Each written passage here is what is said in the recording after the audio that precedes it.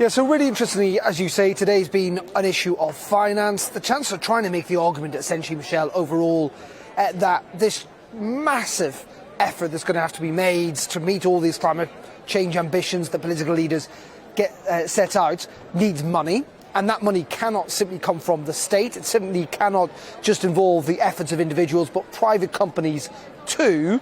And so that's why he was announcing today that actually $130 trillion worth of assets, that is an eye-watering sum of money, have committed themselves to aligning, to becoming more green in what they do in the years and decades to come.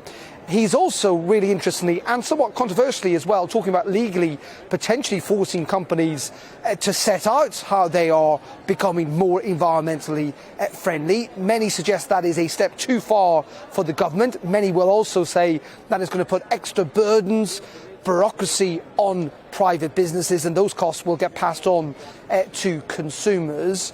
But as I say, Rishi Sunak's argument is this has to be a collective effort. In the end, I think the one point everyone can agree on is none of these targets are going to be met unless there is an awful lot of money. Like everything in life, you have to follow the money, and that is why today in some ways was quite important. It wasn't just him, the Governor of the Bank of England was here as well, Michelle, alongside people like Janet Yellen, the US Treasury Secretary, so pretty big names. And speaking of big names and away from finance, we had a little bit of glamour as well. Today we had Prince Charles, Stella McCartney and Leonardo DiCaprio meeting to talk about the fashion industry and what it can do.